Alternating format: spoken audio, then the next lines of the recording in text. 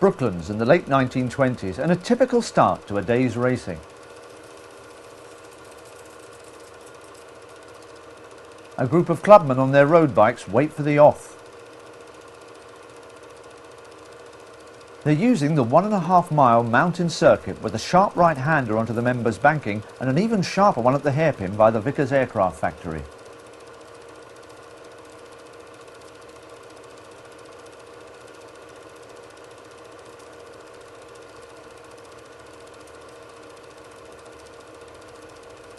This part of the members' banking is still in use today. Norton versus Velocet on the Twisty Campbell circuit climbing from Test Hill hairpin. Fernhoff passes Mortimer in the Hutchinson 100 1934. Many of the motorcycle races started here at the Fork Pond and headed on to the members' banking.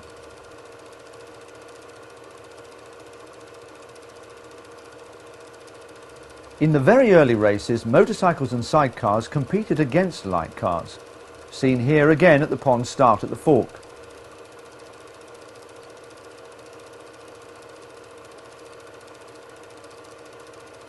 And leaving the members' banking and heading down on the railway straight, one of the fastest parts of the circuit.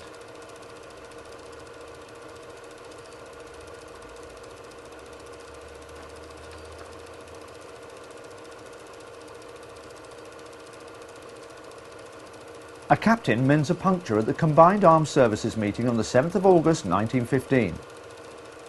That's not a big front brake on the Norton, it's a race number plate. The officer checks the rulebook, and they're off.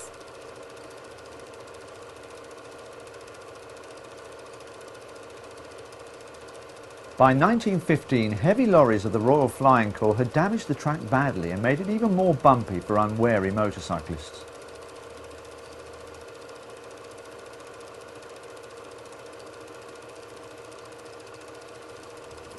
Not a very sophisticated plug spanner.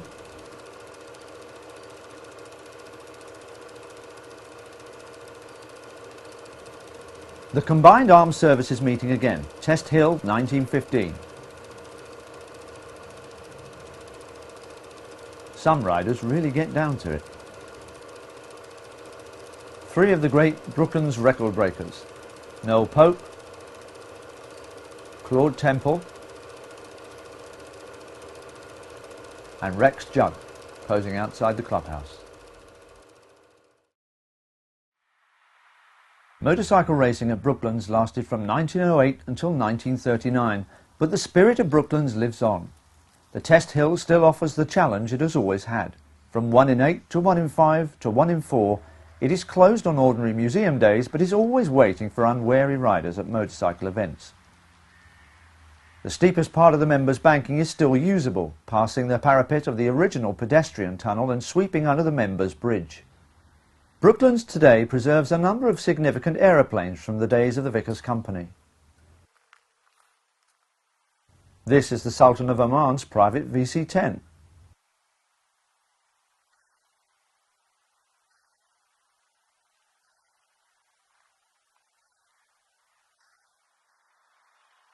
To service the aircraft, here are the vehicles of bygone airlines, BOAC and BEA. As well as Vickers aircraft, Hawkers are featured as well. This Hawker Hart replica was built entirely by Brooklands Museum volunteers. Foremost in the hangar displays are for Robert, the Vickers Wellington rescued from Loch Ness in 1985, and two of Barnes Wallis's bombs lie near the Wellington, the black and white painted Tall Boy and the huge Grand Slam.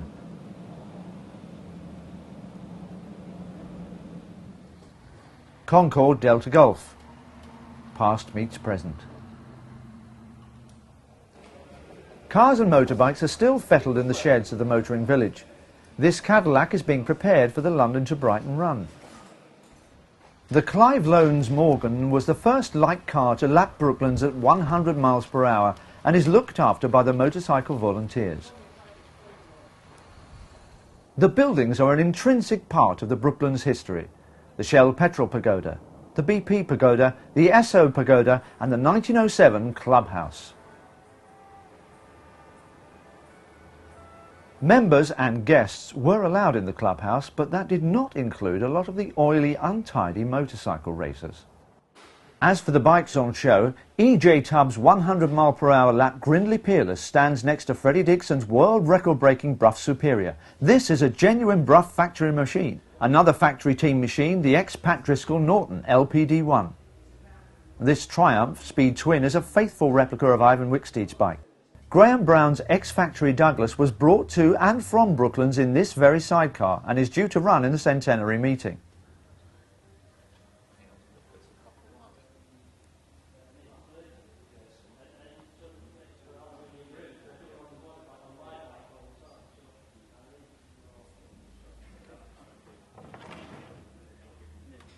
Every Thursday, the motorcycle volunteers work on the museum bikes.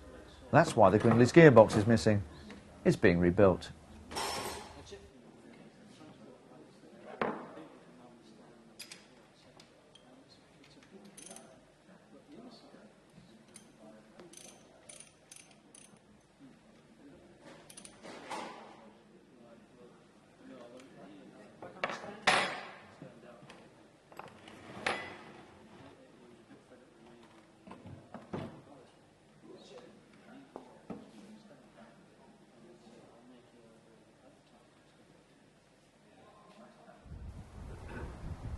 This 250cc Rudge is a typical little Brooklands racer bought on eBay and rebuilt by the volunteers.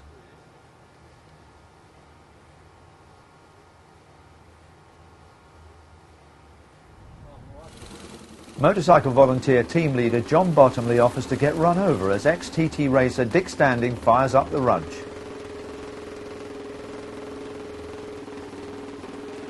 And how best to test a bike? Well, ride it, of course. And since Carl oversaw the rebuild, he gets first try.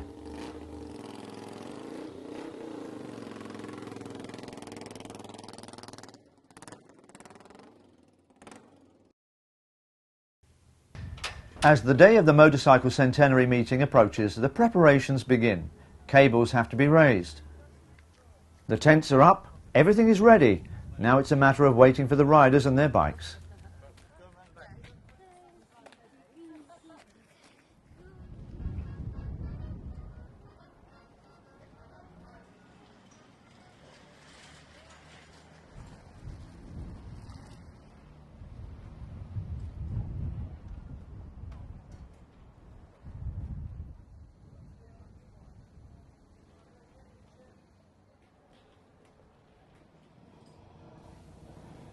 And on the great day, Sunday the 20th of April, they arrive.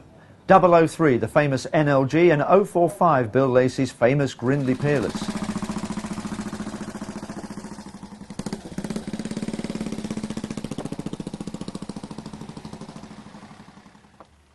From Northern Ireland, here comes a Brooklands regular, Ian McBride, with his two well-used Velocets.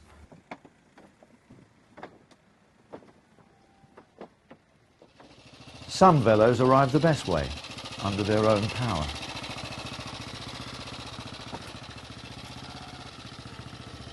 Arwin Williams arrived with this 1934 X-Works New Imperial that Les Archer rode to 4 wins at Brooklands.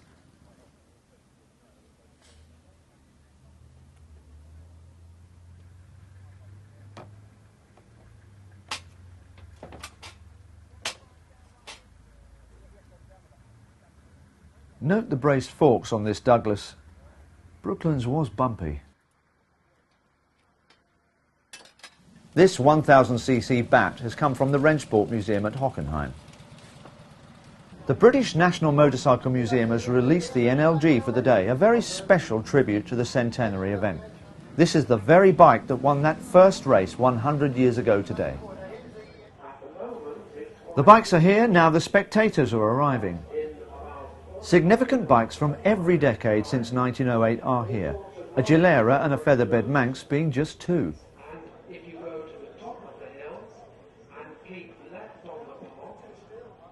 Daily Telegraph journalist Frank Melling has brought his Seeley Suzuki 201.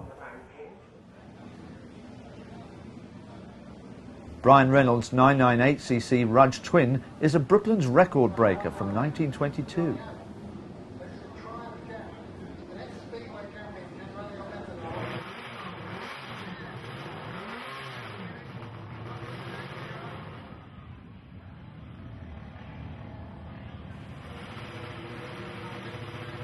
The Hockenheim Museum Bat Best After Test is an immaculate restoration for riding as well as looking at.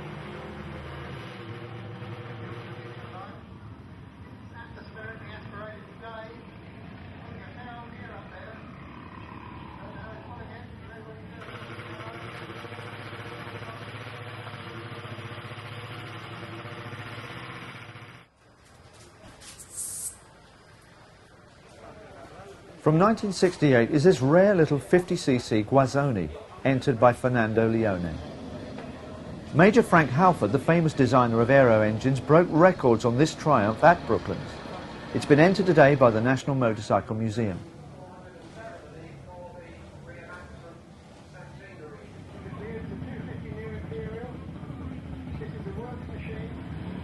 And how about this Sunbeam?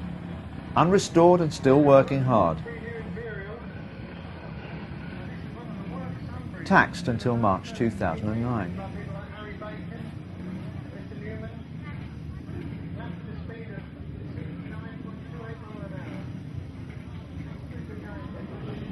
Before Brooklands existed, this machine, a 1903 350cc large built in Chester, took part in the 1903 Paris to Madrid race. It took part, but it didn't get very far. It broke down in the outskirts of Paris.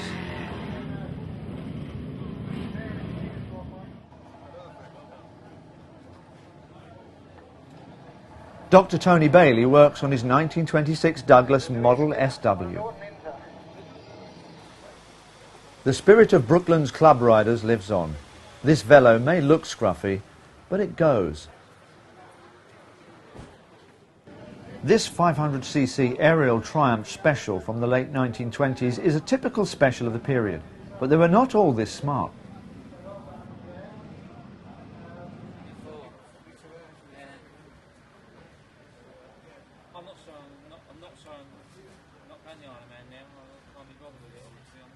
Ian Plumridge's 50cc Honda RC116R dates from 1967.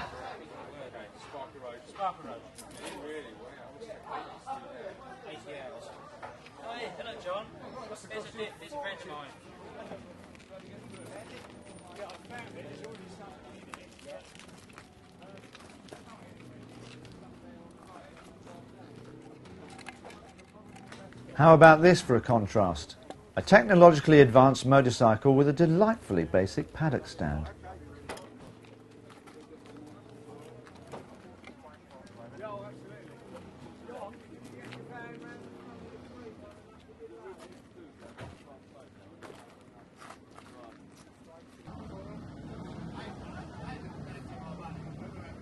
This is a very significant Brooklands bike, the first 500cc machine to achieve 100 miles in an hour. It's owned by Jerry Belton and has been entered by the National Motorcycle Museum. You can see why they call him nickel-plated Lacey. In the background, a Suzuki GS 1000 sits alongside two Ducatis, a 1983 600 and a TT25 250cc from 1987. Got a couple of bikes here today, a racing AJS and a 1930 Rudge. This one's a bit special because it's got a very, very highly tuned engine that was prepared by the Rudge specialist Derek Lee, and it's primarily designed for sprinting and speed trials. How long have you had the bike? I've only had this bike for a couple of years. I bought it from a good friend of mine who sadly passed away, and I'm sort of carrying on campaigning it because he used it for a good many years with great success, and I'm trying to carry on the tradition.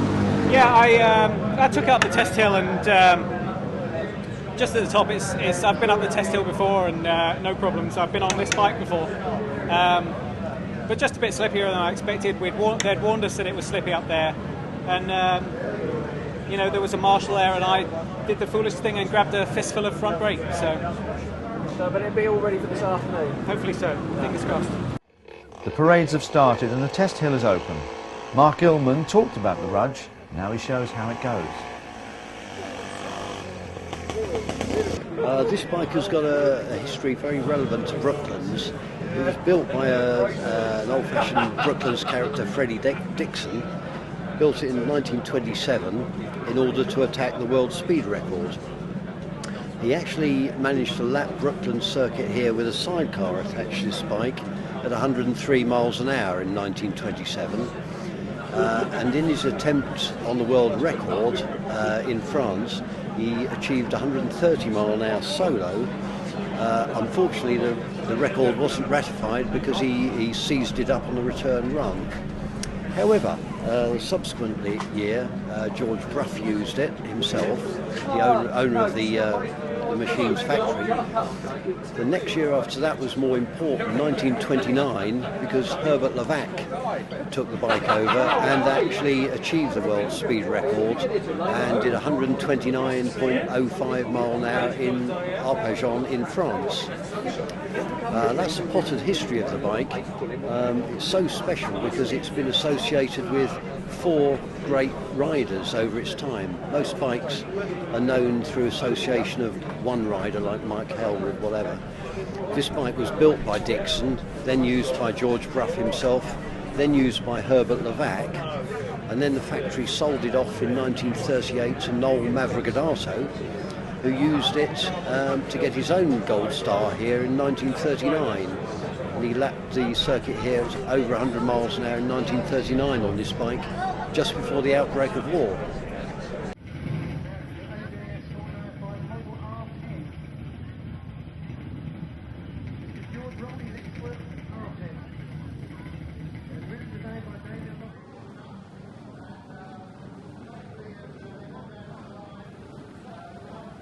As the saying goes, check the tyres, twang the wires, light the fires, and we're ready to go.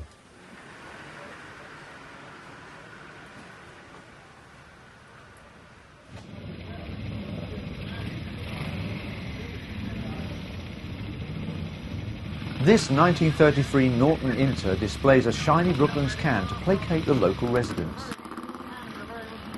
And so they line up. Such a fascinating mixture, a 1948 GP Triumph and a 50cc item two-stroke from 1957.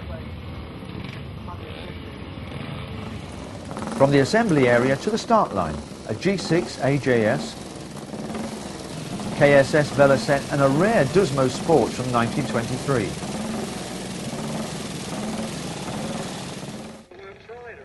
The Dusmo tackles Test Hill, followed by the AJS and the Velocette. To be asked by Jeff Duke to race his revamped Galeras that he used to race in the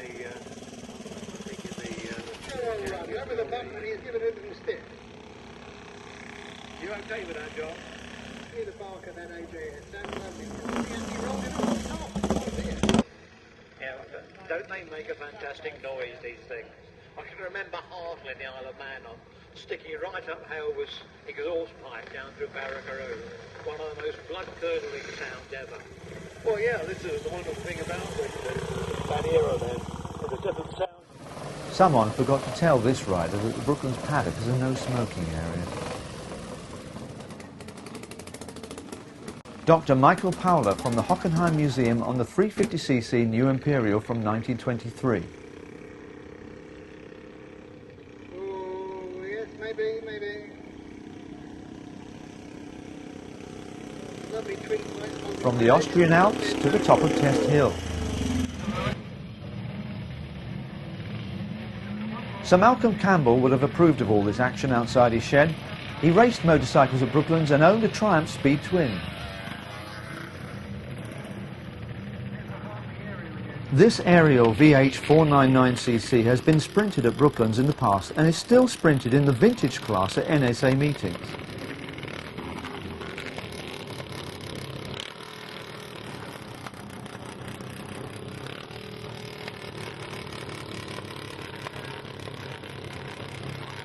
Alan Windsor on a 1962 350cc AJS 7R.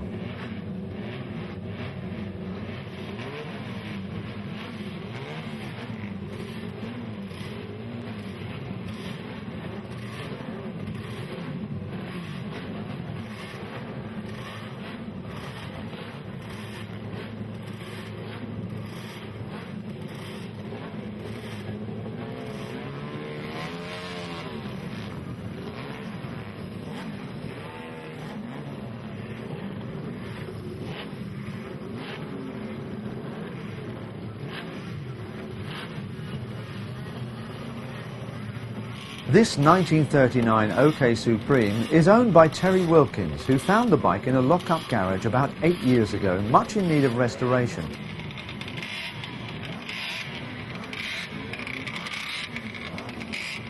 Keith Heckles on the 1967 Manx Norton prepared for the 1967 TT by the famous Brooklands rider tuner Francis Burt. Tony Tuttle on his 1964 Honda CB 160. And still they come. Norton.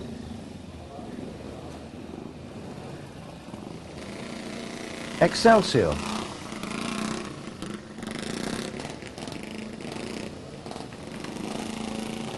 New Imperial. The great names of Brooklands brought back to life, to show how easily they cope with Test Hill. Richard Morris on his 1926 350 Sunbeam. I guess with a good run at it, it's not that difficult even for mine. This is a real test. Here comes the item, 50cc. Colin Jones on the 1957 50cc Item. It's a barrage again. Sunbeam getting up the hill. Rider judiciously getting out of the saddle over the bumpy bit.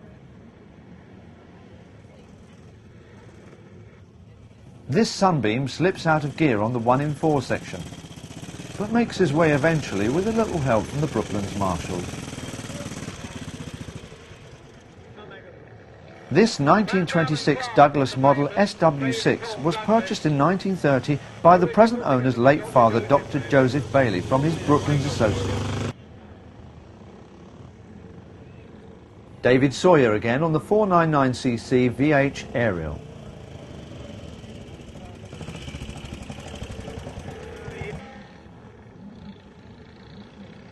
Terry Wilson riding his 1937 350 KSS Velocette.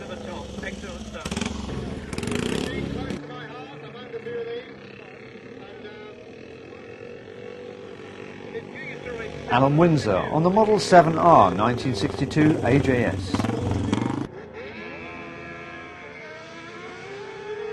Tony Hudson on the Honda 250 RC 163 from 1962. The 1939 OK Supreme Model RRS 350, ridden by Terry Wilkins.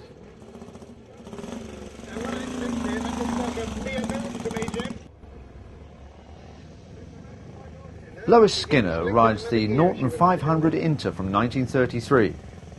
This machine has been extensively raced in both pre-war and post-war events.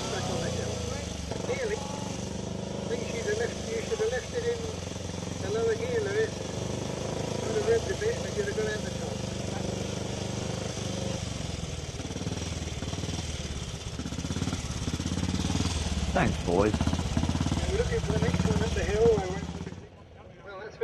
Next up, a 1926 500 TT Triumph.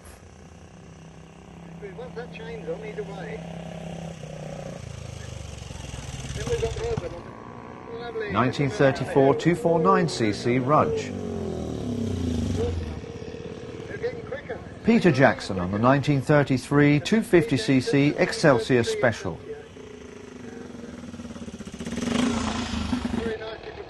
Andy Dean on a 346cc Works GP New Imperial from 1934.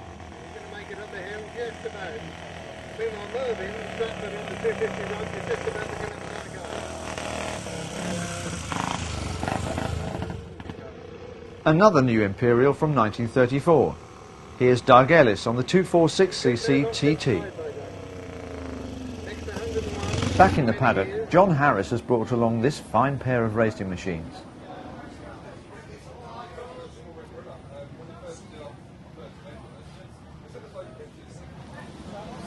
And here's Joe Soper's X-Works GP Honda.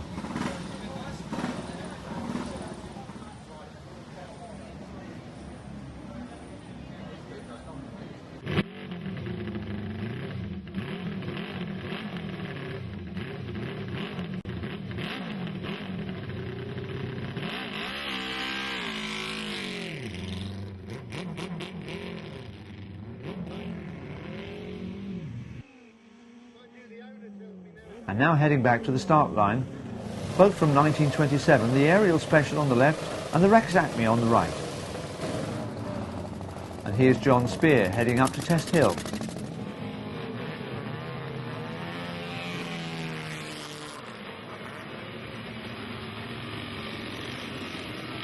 And bringing up the rear, Jack Edney aboard the 1962 250 Mark III Ducati. A little bump and off he goes. Again, pulling up the hill, no trouble.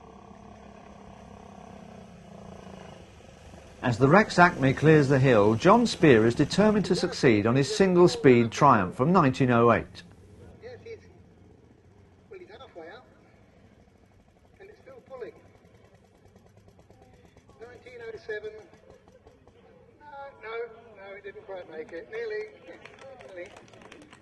This is the original. A bit of helpful pushing on the 1 in 4 part, and finally, he's made it. 23. Whereas Phil Reed on the Moto Patton has no problems and treats everyone to a unique exhaust note. Very quick motorbike. Today, putting a fair old gear up there. Don't know how he's pulling it. He knows what he's doing. The marshals are absolutely crazy down. Machine close to my heart. I'm under fear of these. And as the climbs go on, it's time to head back to the paddock to seek out some more owners. You're here with a very unusual machine. Can you tell us about it? Yes, certainly. It's a 1928 Chatelet 350cc machine. Chatelet was one of the pioneer cycle and motorcycle component manufacturers based in London. This was one of their early competition engines. It's 350cc overhead camshaft, but it has face cams rather than peripheral cams. It was a patent that was acquired by the company. One of these engines, not this one, I hasten to add, was the first 350cc motorcycle to exceed 100 miles in an hour at this circuit in the mid-20s. I'm happy to say that this machine has proved quite reliable. It was rebuilt by a couple of my apprentice friends when I was an apprentice, and it was originally acquired by sadly deceased friend of mine now called Eric Nichols. He was quite a competent short-circuit racer, and he always planned to get this finished and running, but sadly a very debilitating illness overtook him, and he saw it run, but he never actually rode it. And is this the first time this bike's been to Brooklands? No, it's been here many times. It was here at the 60th celebrations that took place here. Have you got more than one bike, or is this it? I'm afraid it's a disease with me. I've got several machines. What made you bring this particular one? I like its association with its original owner and the Brooklands circuit. The wide expanse of the members' banking is where the riders return after Test Hill.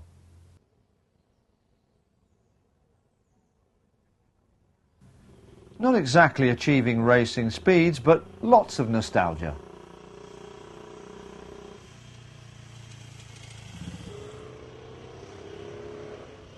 Especially with the famous Norton sidecar outfit LPD1.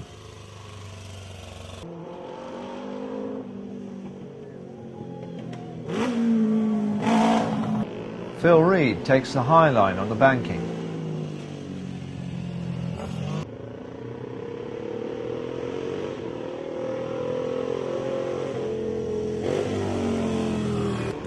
Now looking the other way from the members' bridge, the bikes swing left down the old finishing straight.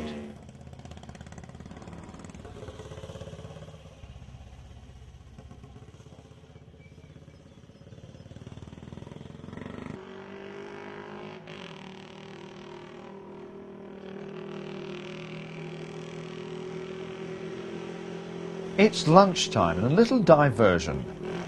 This is the miniature sidecar outfit built by Bob Webb for his children. Son Carl is now 41 and 6-year-old grandson Hallam is the new boy in the chair.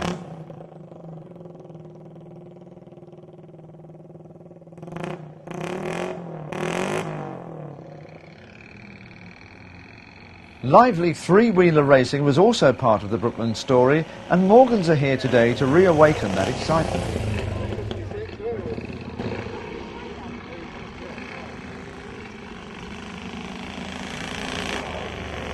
No problem. The hand gear change. He's sitting there with it. All ready to go.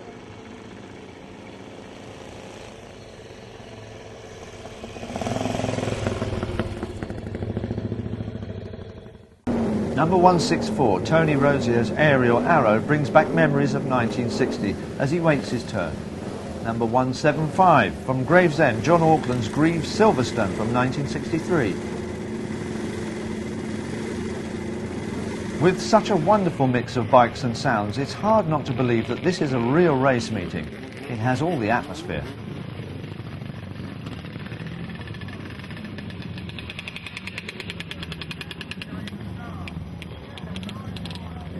And some very fierce machinery.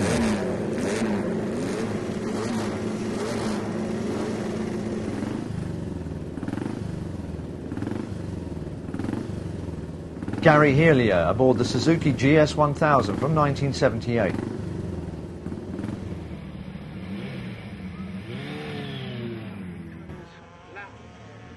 Tony Bailey aboard the 1965 Honda CB96. Andy Smith aboard the Honda Model CR750 from 1970.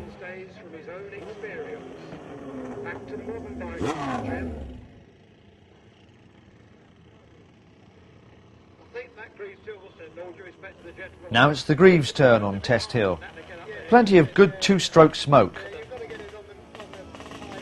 but one too many neutrals in the box.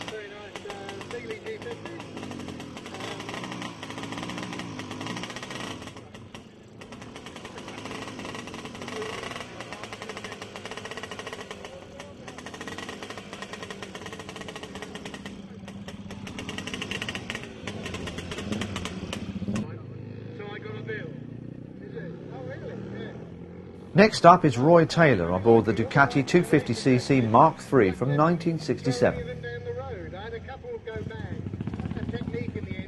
Next, a Model 18 Norton from 1935 with George Chapman aboard.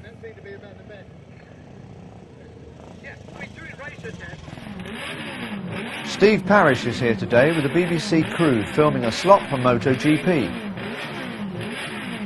And now it's his turn to test the hill. A quick briefing from Clerk of the Course, John Bottomley.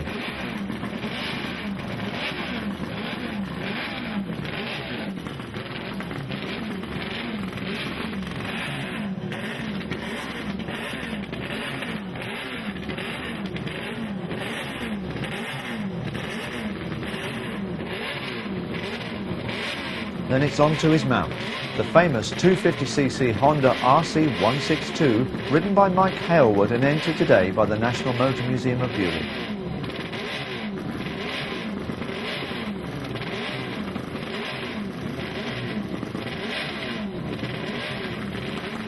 So, here is a former British champion riding a world champion's bike. Brooklands still attracts the right crowd.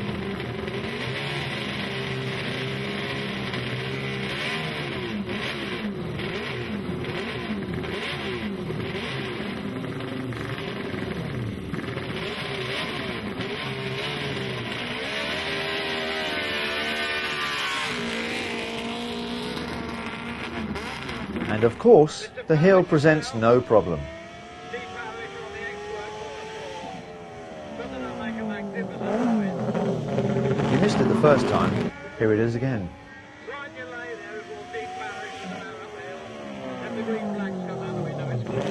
The 1928 Alec Bennett TT Velocette. Tony Hudson gets away on the Honda RC163. Nearest the camera, Tony Tuttle on the 1964 Honda Model CB160.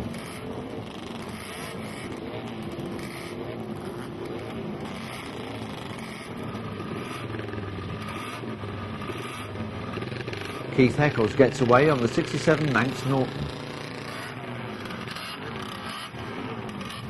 Clive Brooker on the Moto Martin Honda 900.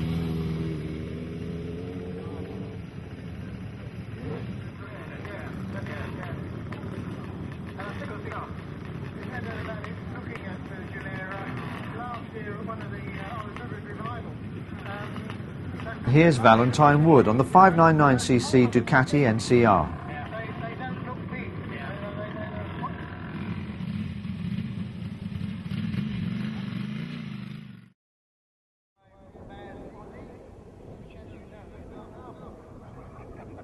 The three-pointed star of Mercedes featured in the early Brooklands car races, and now it dominates the skyline of the former Brooklands aerodrome where the new Mercedes-Benz World has been built.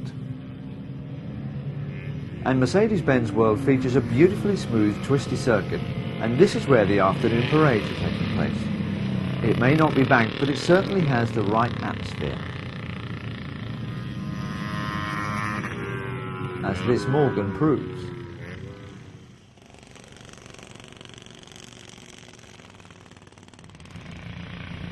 Ancient or modern, 50cc or 1000cc, this track gives the riders an opportunity to show the paces of their machines.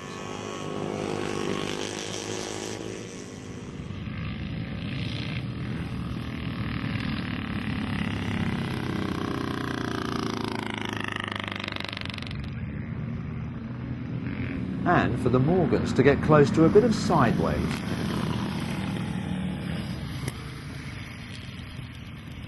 John Bottomley rides the museum's Grindley Peerless as a reward for all his planning and organising for today.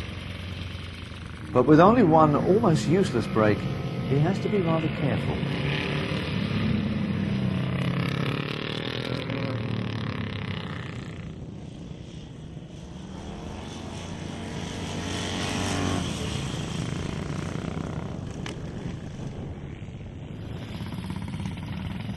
Gary Caroline in a Super Aero Morgan. Now it's time for Steve Parrish on the Halewood Honda to show how it should be done. Which is pretty impressive considering he hadn't ridden this bike before today.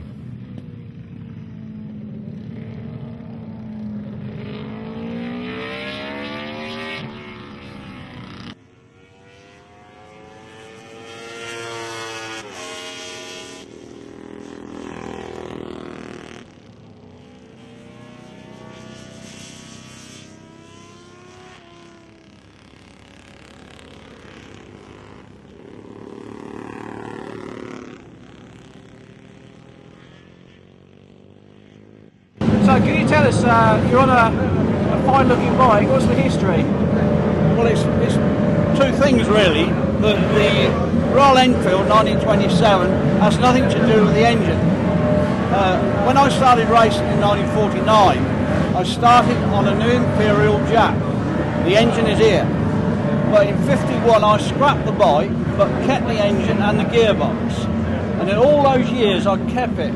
Until just recently I've built it into this 1927 Royal Enfield, which I've owned for 30 odd years, took the side valve engine out and put this racing engine in. And the reason I kept this engine, I've always said I'm going to finish on what I started on.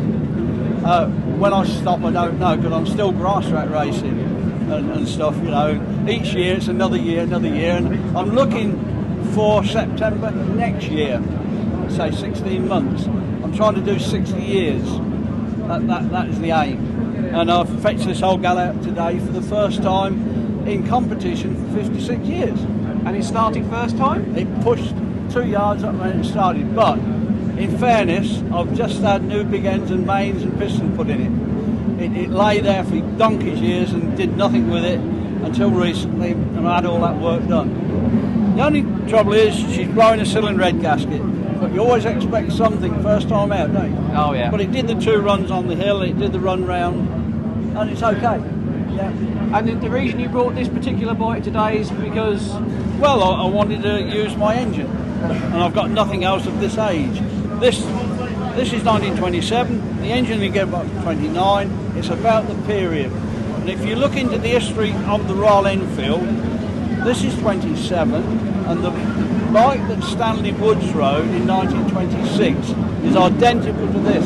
Frame, wheels, seat, and of course this is extra. It's been made. So is that tank to hold more oil. But basically the rolling chassis is just the same as the 26 Works Royal Enfield.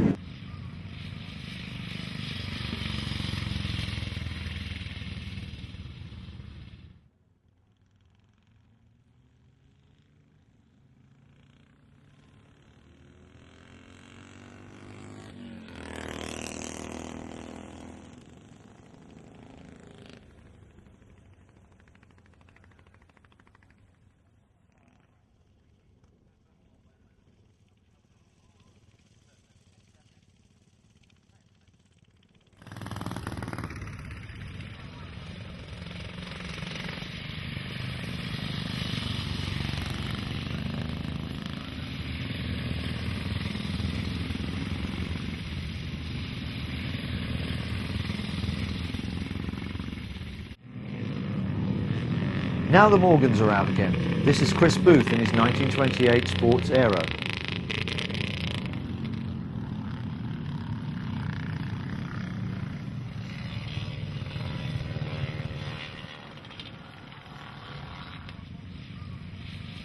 Herr Schur is riding the 1914 Butler and Jordan.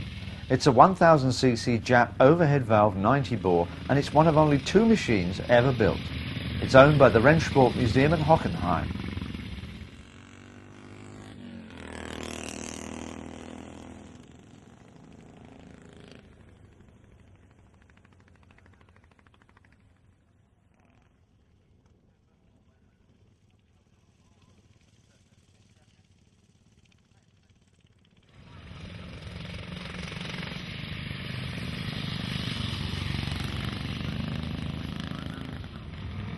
Signor Fernando Leone brings in the Italian red to keep up the international flavour.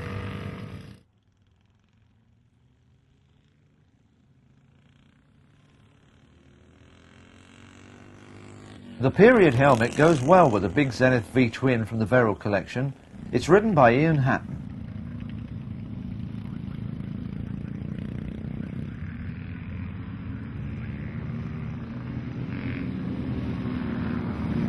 Back in the paddock is Andrew Gladding's 1928 Douglas SW5.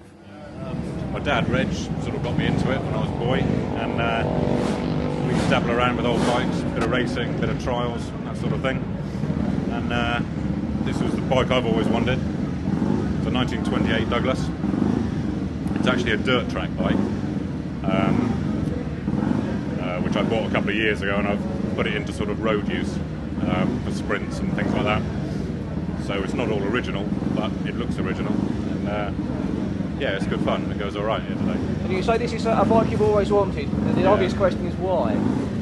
Because it's fairly unique. It's a 4.5 flat twin, as you can see, which they did make a lot of, but not many overhead valve models, and they were, in the 20s, they were successful speedway machines.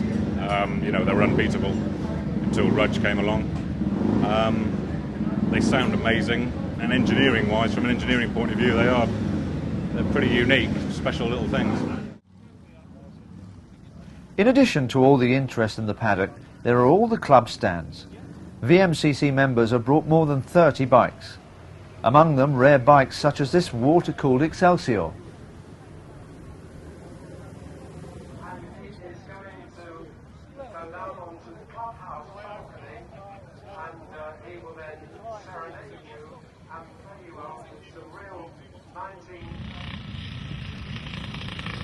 And all the time the parades continue on the Mercedes-Benz track. This is a 1930 350cc Cotton with Roland Doggett aboard.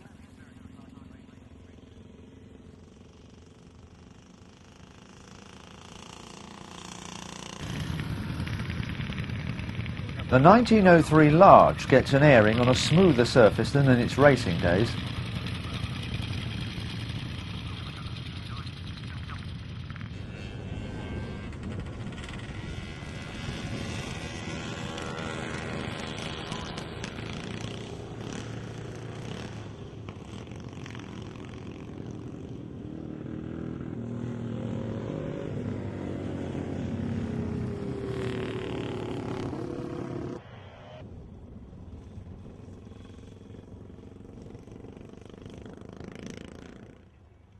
A rare sight today, a dead engine and a wait for recovery, but an opportunity for us to admire the 1934 Works New Imperial. Whilst Harry Rayner passes on the 1934 250 Grand Prix New Imperial.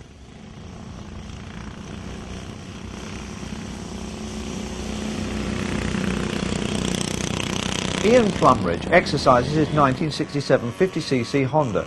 This bike gets a lot of use.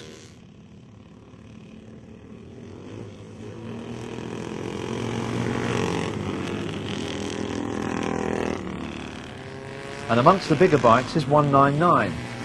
Fred Huggett on the Rob North Triumph.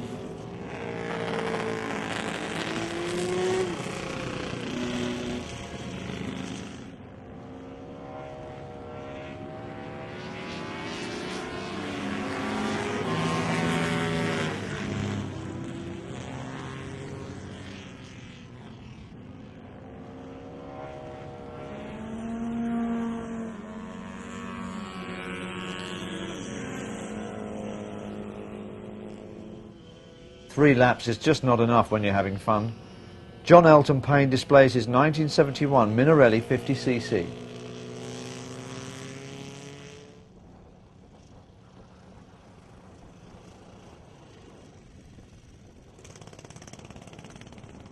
Classic endurance racing started about 6 years ago now, born out of a previous team.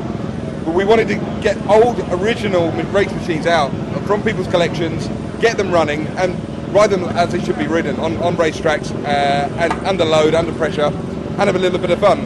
So we don't build replicas. We don't take an old frame and put all new parts on it. As you can see, it looks as old as it is. It's Joe Soper's XGP machine. It's a Works Honda machine. It's a lovely bit of kit, and it just already fits the Brooklands bill really to bring it out and to get the public to get close to the machines. You know, smell the oil burning and cooking on the engines. You know, the rasp of the carbs.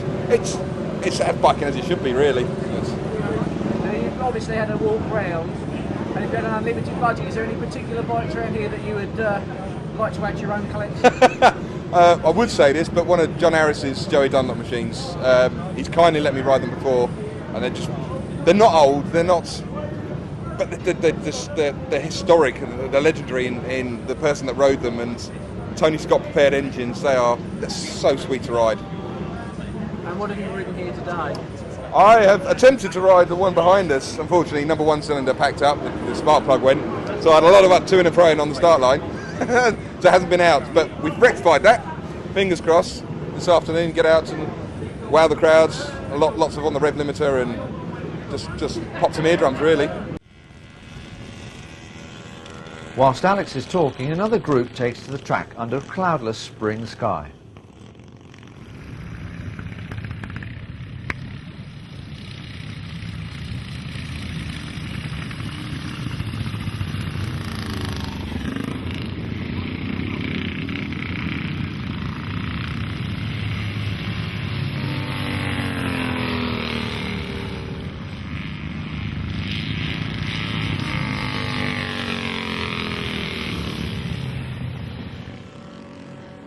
Number 189. Graham Bentley, a museum volunteer, takes the controls of his 348cc 1968 Aero Mackie. Here's that man McBride again, the Velocette going effortlessly. As is the Bat, Stefan Friedel at the helm.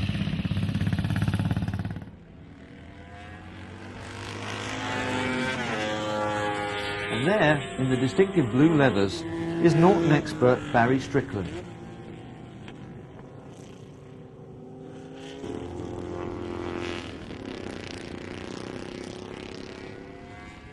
On a much older Norton, Roger Bird takes LPD1 through the twists while Nick Tuppen holds down the third wheel.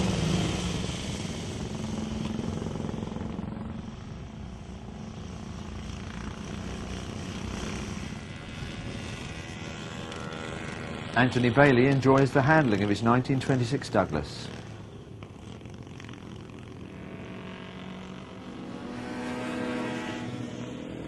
Followed by this big port AJS.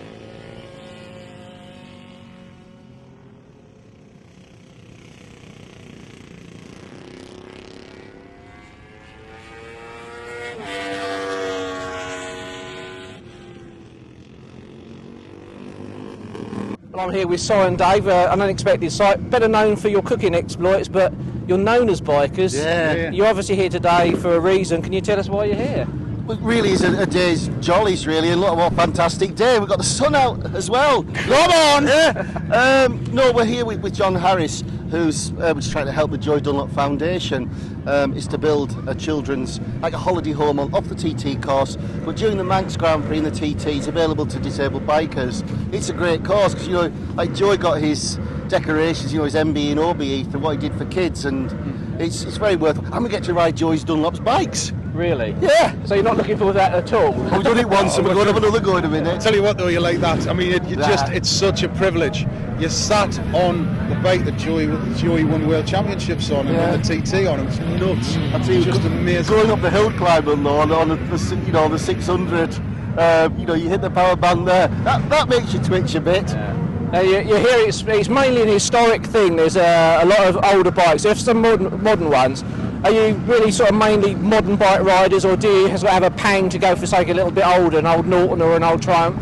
Well, funny enough, I used to restore Triumphs, you know, but just for a giggle, T140s and T120s and T110s. But I love Triumph Bonnevilles, old Bonnies. I just love them. Yeah. And so I mean, our taste in motorcycles, I say, is pretty eclectic. Yeah, really. I've just sold a Hesketh I had for a while, which was the prototype. And I used it for running around the lakes, and you know, like everything with bikes, you sort of see something else, and I could swap the Hesketh in for a Guzzi, and no, we've had lots of old bikes, haven't we, over the years. Loads. Do you get time to ride them these days? Oh yes, absolutely. We're more time now. We've done 12 of the most iconic motorbike rides in the world, which is why we started. And actually, the biking started before the food. Well, it's strange because I have a book at home that's called Cooking with Your Motorbike. It's actually a 1920s publication. It shows you where to tie packages of food so they cook on rides. Oh, see, that's fantastic. So where did the link come? When did the cooking come in for motorcycles, or was it just something that was a complete tangent? Well, it wasn't a tangent. It was, I mean, they're kind of indivisible for us, really, because we've always had a fundamental interest in food. And you know what it's like. It's freezing. It's February. You pull over to a cafe. You've done 150, 200 miles. You're absolutely frozen. You pull over to a cafe and you have that cup of tea and bacon sandwich, and it's the finest dining you're ever going to eat. You know, it's just great. We've both been interested in food, and you know, you kind of, because most of the bike trips we've done have been abroad, in like incredible places like Argentina to the Sahara.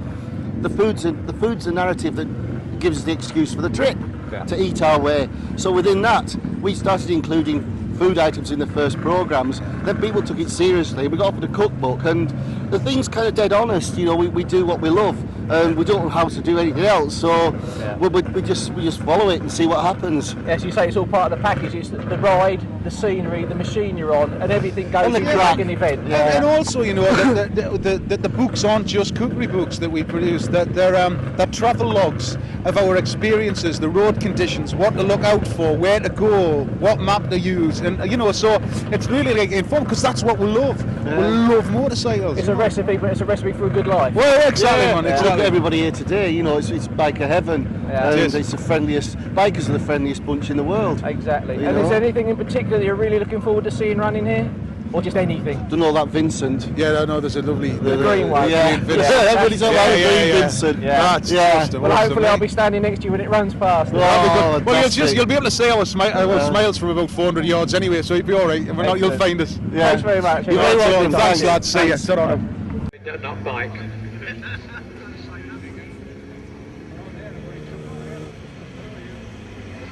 Oh, no, that sounds a little bit more... Rex Butcher on David Halewood's Honda heads back to the paddock, underneath Concours. Followed by Chris Darnell's very silent Item.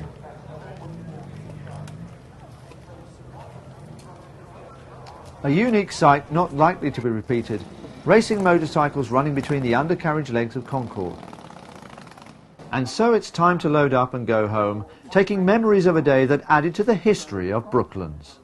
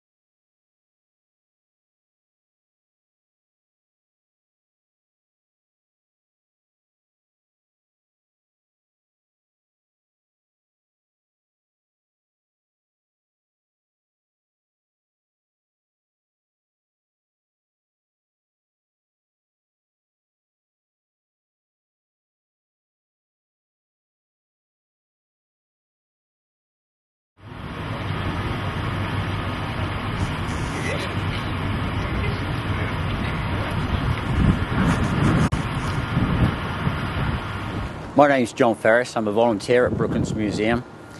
and I saw this Rudge 250 racing motorcycle for sale in the old bike mart. It was in a dreadful state, it wouldn't run, and it needed restoring. I knew there was a growing motorcycle team at Brooklands Museum under the guidance of John Bottomley, so I donated it to Brooklands Museum on a permanent loan, and John and his team have stripped the bike down.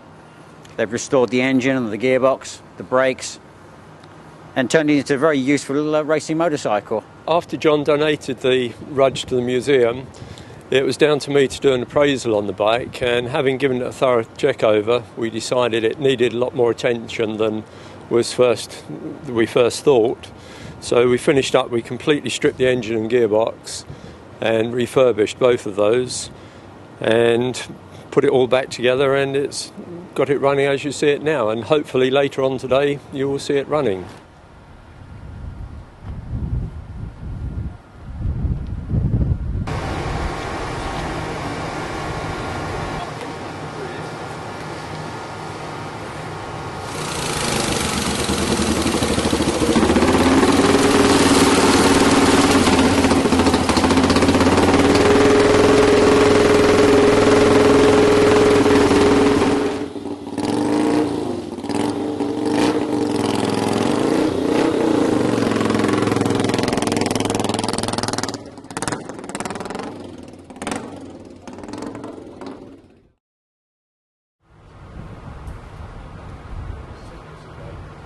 This is the Earl Cotton Jap, and some would say that it was a jewel of the collection.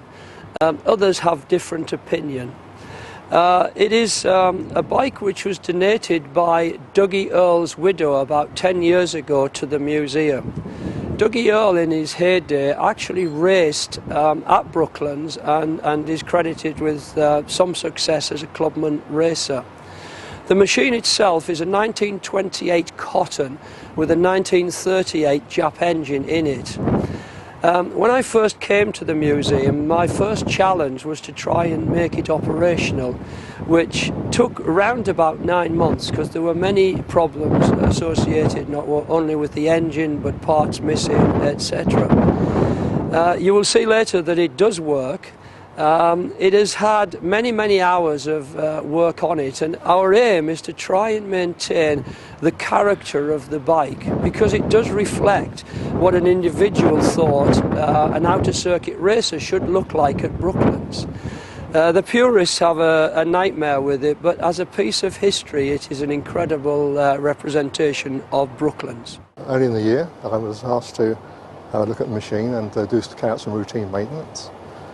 Whilst doing this, we discovered that one of the engine plates was cracked and broken in half, and we decided perhaps, as it was not repairable, we could perhaps remake it. So I was asked if I could tackle this job, and I took the job on, and I have a small workshop at home, and cut out a new plate one side, and it was decided perhaps that the other side may be as bad, so we took that other side out, and sure enough, that was in 3 pieces, so I remade the other side as well. So both these engine plates have been remade in alloy, the new spacers, and the whole bike apparently appears to be more rigid than normal.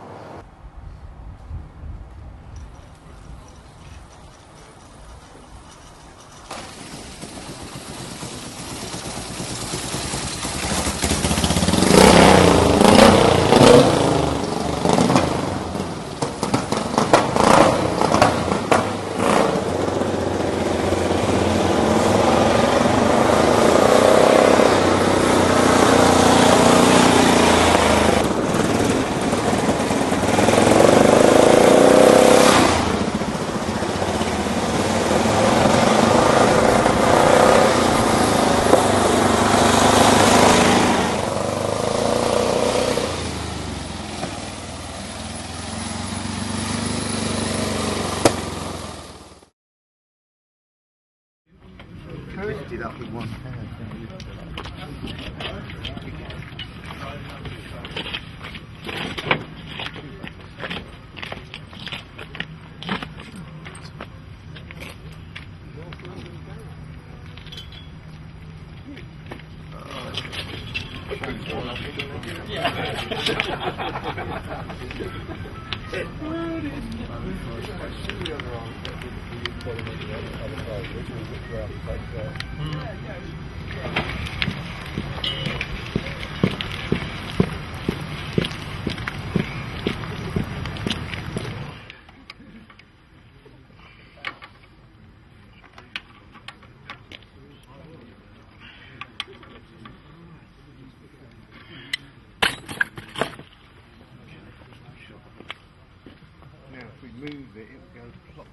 Well, welcome to a cold February day at Brooklands Museum.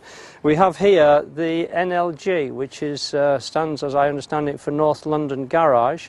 It is actually the bike which won the very first motorcycle race here in 1908.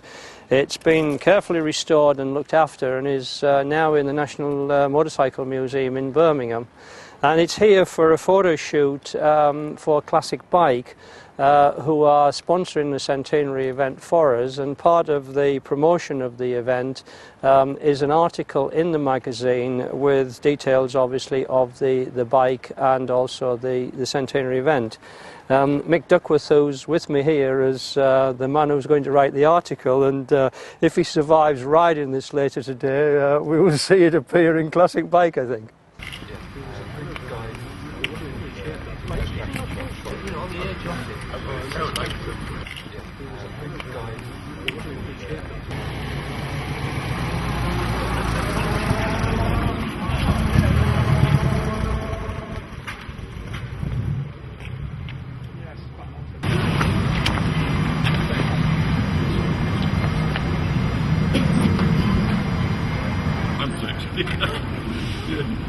Yes, I had it. Phil. Yeah, but.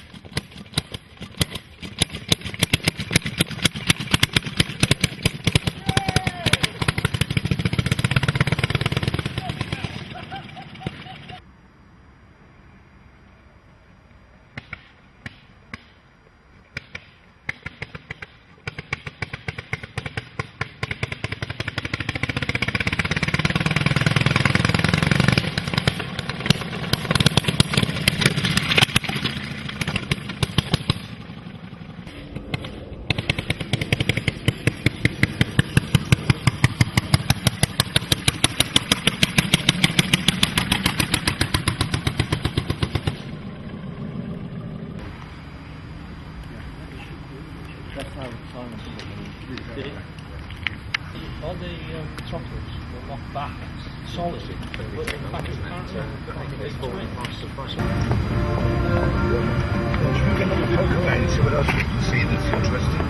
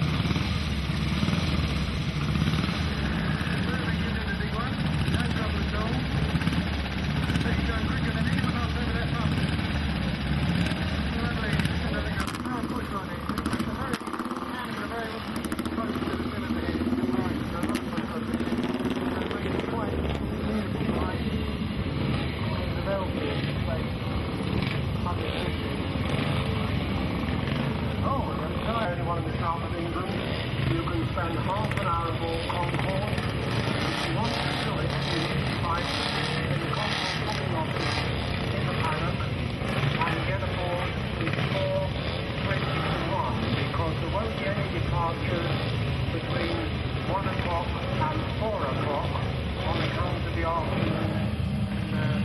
That's what we do. Right off at the top.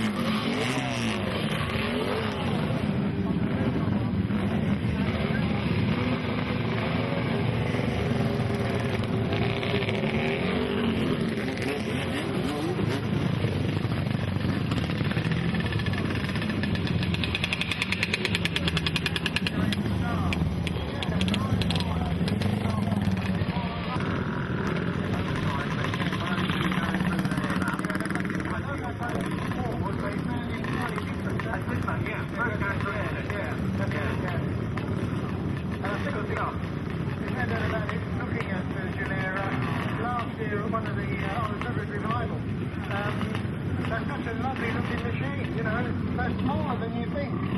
Yeah. They don't look big. Yeah.